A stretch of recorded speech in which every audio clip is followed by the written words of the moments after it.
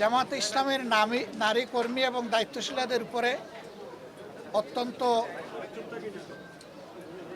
বেদনাদায়কভাবে বিএনপির লোকেরা হামলা চালায় এবং তাদেরকে আবদ্ধ করেও রাখে। পরে আইন শৃঙ্খলা বাহিনী এবং আমাদের লোকদের উপস্থিতিতে তারা মুক্তি পান। এই জায়গাটায় তারা ক্ষান্ত হয়নি। তারা আমাদের নেতাকর্মীদের উপরে হামলা চালায় দেশীয় অস্ত্র দিয়ে। তাদের মধ্যে অন্তত 16 জন গুরুতর আহত হন। আহতদেরকে চিকিৎসা দেওয়া হয়। তাদের মধ্যে কয়েকজন এখানে ভর্তি আছেন। আমরা তাদেরকে দেখতে এসেছি। আর এখানে সব মিলিয়ে 25 জন চিকিৎসা নিয়েছেন। কেন এমনটা ঘটল? নির্বাচনী প্রচারণা ইনশাল্লাহ আগামীকাল থেকে পূর্ণ উদ্যোগে শুরু হবে। আমরা দেশে একটা শান্তিপূর্ণ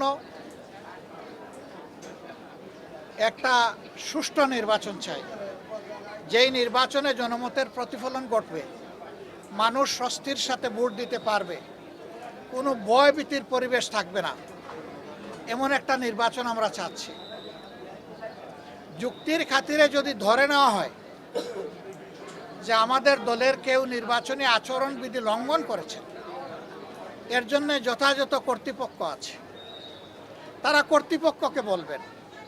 কর্তৃপক্ষ তাদের মতো করে উদ্যোগ নেবে এবং আমাদেরকে সেই ব্যাপারে সম্পৃক্ত করবে, আমাদের কাছে জানতে চাইবে। আরও অনেক পদক্ষেপ নেওয়ার তাদের এখতিয়ার আছে।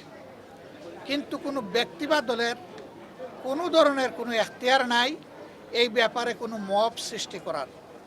আমরা এই নোংরা মবের নিন্দা জানাই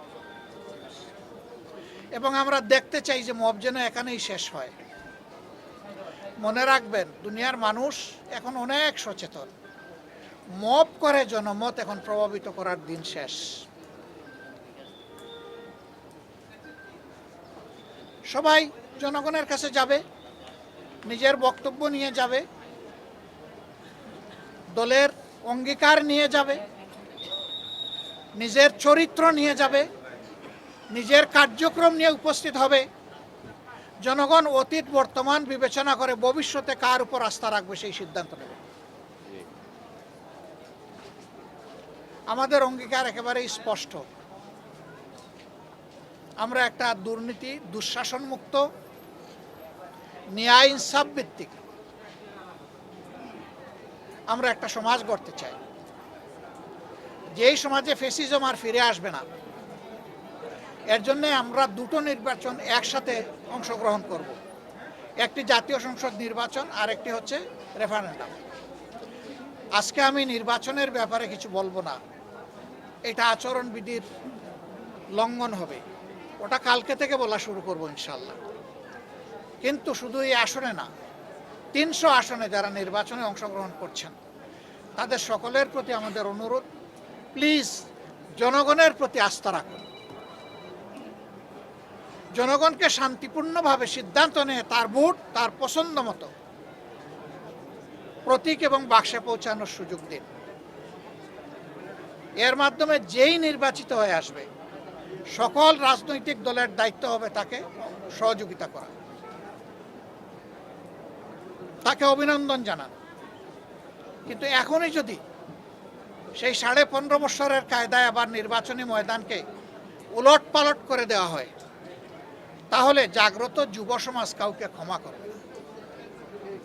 তারা তো বুকের রক্ত দিয়েই পরিবর্তন এনেছে। দেশবাসী আমরা তাদের সাথে ছিলাম, নেতৃত্ব তারাই দিয়েছে। যে যুবকরা যুবতীরা নেতৃত্ব দিয়েছে, যাদের বয়স 30-35 বছর হয়ে গেছে, 18 বছর বয়স থেকে তার ভোট দেওয়ার অধিকার প্রতিষ্ঠিত হয়েছে, কিন্তু আজ পর্যন্ত তারা একটা ভোট দিতে পারে নাই। একজন নাগরিকের সবচেয়ে বড় অধিকার হলো তার ভোটের অধিকার। সেই অধিকারই কেড়ে নেওয়া হয়েছিল। একই কায়দায় এখন যদি কেউ আবার আমার ভোট আমি দিব, তোমারটাও আমি দিব, এই স্লোগান দিয়ে যদি কেউ ভোটের ময়দানে নামেন, এই যুব সমাজ তাদেরকে ভোটের মাধ্যমে, ব্যালটের মাধ্যমে সমুচিত জবাব দেবে। আমরা সবাইকে অনুরোধ করব, আসুন শান্তিপূর্ণ অবস্থানে থেকে পরস্পরের প্রতি শ্রদ্ধাশীল হয়ে আমরা একটা সুষ্ঠু নির্বাচনে সহযোগিতা করি। বাংলাদেশ জামাতে ইসলামী অঙ্গীকারবদ্ধ। যারা কালকে আমাদের ভাই বোনদেরকে, শুধু ভাইদের গায়ে না, আমাদের মায়েদের গায়েও তারা হাত তুলেছে, আমরা তার তীব্র নিন্দা জানাই। ওরা কি মায়ের পেট থেকে জন্ম নেয় নাই? ওদের ঘরে কি মা বোন নাই? মা বোনদের প্রতি সামান্য সম্মান দেখানো, নিশ্চয়ই তারা পরিবার থেকে সেই শিক্ষা পেয়েছে। যদি না পেয়ে থাকে, এটা দুর্ভাগ্য। আমরা আর দেখতে চাই না, আর শুনতে চাই না এই ধরনের নোংরা অবস্থা। শুধু ঢাকা 15 না, এখানে ওখানে টুকটাক আমরা এগুলা শুনতে পাচ্ছি। আমরা নির্বাচন কমিশন এবং সরকারকে বলবো, যদি সত্যি আপনারা যে অঙ্গীকার করেছেন সুষ্ঠু নির্বাচনের, সেই অঙ্গীকার যদি আপনারা বাস্তবায়ন দেখতে চান, তাহলে আপনাদের দায়িত্ব আপনাদেরকে অবশ্যই পালন করতে হবে। অবশ্যই সমতল মাঠ সবার জন্য দিতে হবে। অবশ্যই সবাইকে সমান সুযোগ দিতে হবে। এবং যারাই সন্ত্রাস এবং দুর্বৃত্তপনা করবে, তাদের মুখের দিকে না তাকাইয়া আপনাদের দায়িত্বের দিকে তাকাইয়া তাদেরকে আইনের আওতায় নিতে হবে। আমরা এগুলা নিয়ে এখনই মামলা মোকদ্দমায় যাচ্ছি না। মামলা মোকদ্দমা সমাধান নয়, আমাদেরকে বাধ্য করবেন না। আমরা সামাজিক সচেতনতার মাধ্যমেই ইনশাআল্লাহ এগুলার মোকাবেলা করব। মায়েদের গায়ে হাত দিল, মসজিদের ভিতরে ঢুকে অপমান করলো, গালিগালাজ করলো, ওখান থেকে মানুষের মোবাইলগুলা কেড়ে নিল, আর আইন শৃঙ্খলা বাহিনী তাকিয়ে তাকিয়ে দেখলো। কিভাবে হবে সুষ্ঠু নির্বাচন? আমরা তার পুনরাবৃত্তি আর দেখতে চাই না। আমরা চাই সবাই যার যার জায়গায় নাগরিক দায়িত্ব এবং যেখানে প্রশাসনিক দায়িত্ব আছে সেই দায়িত্ব সুষ্ঠুভাবে পালন করব।